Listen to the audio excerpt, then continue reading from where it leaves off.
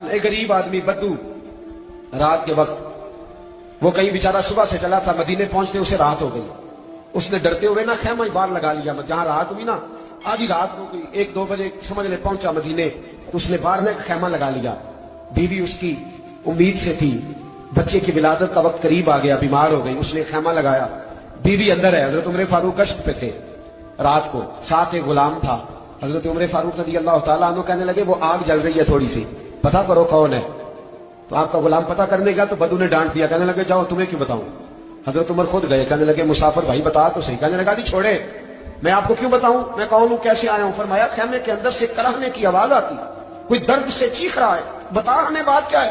کہنے لگا جی میں فلاں بستی فلاں علاقے کا ایک غریب ہوں، امیر المومنین عمر فاروق سے ملنے آیا ہوں، اور رات ہو گئی ہے تو یہاں خیمہ لگایا ہے، صبح میں ان سے مل کے چلا جاؤں گا. تو رات کو تکلیف دینا پسند نہیں کیا، تو میری بیوی امید سے تھی، اب بچے کی ولادت کا وقت قریب ہے، پاس کوئی نہیں. حضرت عمر کہنے لگے تو ٹھہر میں ابھی آیا. چہرے پہ نہ کاٹ، اسے بتایا نہیں میں ہی امیر المومنین. عمر دوڑے گئے، اپنی زوجہ سے کہنے لگے اگر تجھے بہت بڑا اجر مل رہا ہو تو حاصل کرے گی. کیا کروں گی. تو کہنے لگے چل پھر میرے ساتھ، بہت بڑا اجر ہے. ایک دوست کے ہاں ولادت کا وقت ہے، ضرورت کی چیزیں ساتھ لے لو. اس عورت نے تھوڑے دانے لے لیے، گھی لے لیا. حضرت عمر سے کہنے لگی لکڑیاں اکٹھی کر لیں.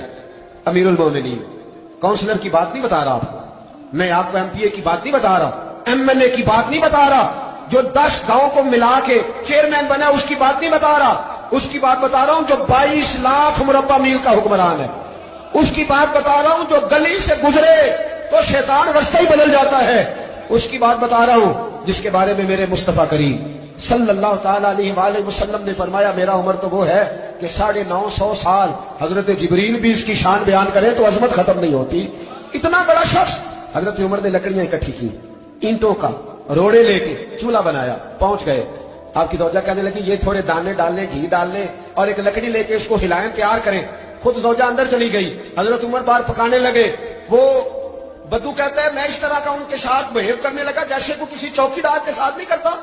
میں نے سمجھا یہ عمر نے چوکیدار رکھے آنے جانے والے مہمانوں کا. میں کبھی پانی کا پیالہ مانگتا، کبھی کوئی بات، عمر دوڑے جاتے، کبھی پانی لاتے. او مسلمانوں، او میرے رسول کے غلاموں عزیزوں، حضرت عمر فاروق. وہ غلام کہتا ہے میں عمر سے کہتا، میں کہتا غلام پانی لا تو عمر دوڑ کے پانی لاتے. میں کہتا تجھے گھی پکانا بھی آتا، پہلے بھی کبھی پکایا ہے؟ تو عمر فرماتے کوشش تو کر رہا ہوں. میں کہتا پہلے بھی کبھی تیری بیوی نے یہ کام کیا ہے؟ تو حضرت عمر کہنے لگے مجھے یاد نہیں، پوچھ کے بتاؤں گا. کہتے کیا رنگ تھا، کیا انداز تھا، کیا مصطفیٰ کی تربیت تھی، کیا انداز حضور نے سکھائے غلاموں کو. یہ کس طرح کا امیر ہے کہ یہ ہنڈیا پکا رہا ہے، پھونکے مار رہا ہے ایک غریب کے لیے، دیہاتی کے لیے جسے جانتے بھی نہیں. اندر اس شخص کی بیوی کے ہاں بیٹا پیدا ہوا تو حضرت عمر کی بیوی اندر سے بول کے کہنے لگی امیر المومنین مبارک ہو، آپ کے دوست کے ہاں بیٹا پیدا ہوا ہے. جب کہا نا امیر المومنین مبارک ہو تو وہ شخص کہتا ہے میرے ہاتھ کانپنے لگے اور میں اس طرح دوڑا کہ میری پگڑی گر گئی. میں دوڑا تو عمر نے بلایا، کہا کدھر جاتے ہو؟ کہنے لگا آپ امیر المومنین ہیں، آپ امیر المومنین، آپ عمر ہیں. کیسے و کس طرح جس کے نام سے کانپے آپ وہ ہیں، جسے مصطفیٰ نے دعا مانگ کے اللہ سے مانگا وہ والے عمر ہیں آپ، جس کے لیے علی المرتضیٰ فرماتے ہیں میں روز دعا کرتا ہوں وہ والے عمر ہیں، جس کے بارے میں ابو بکر صدیق نے فرمایا تھا کہ میں اللہ سے کہوں گا مولا جو تیرے محبوب کی امت کے حق میں سب سے بہتر تھا میں اسے خلیفہ بنا کے وہ والے عمر ہیں. عمر امیر المومنین کی بیوی وہ تو خاتون اول ہوتی ہے، وہ تو ملکہ ہوتی ہے، اور تیری بیوی دائی بن کر ایک غریب کے بچے کے پاس بیٹھی رہی ہے ولادت کے وقت. عمر امیر المومنین ہو کے تیری داڑھی ساری دھومے سے بھر گئی تو ڈیوٹی کرتا رہا. تو سیدنا عمر رو پڑے اور اس بدو کو سینے سے لگا کے کہنے لگے تجھے پتا نہیں تو کہاں آیا ہے، اس شہر کا پتا ہے؟ اس نے کہا حضور کہاں ہے؟ فرمایا یہ میرے نبی کا مدینہ ہے، یہ مصطفیٰ کا مدینہ ہے.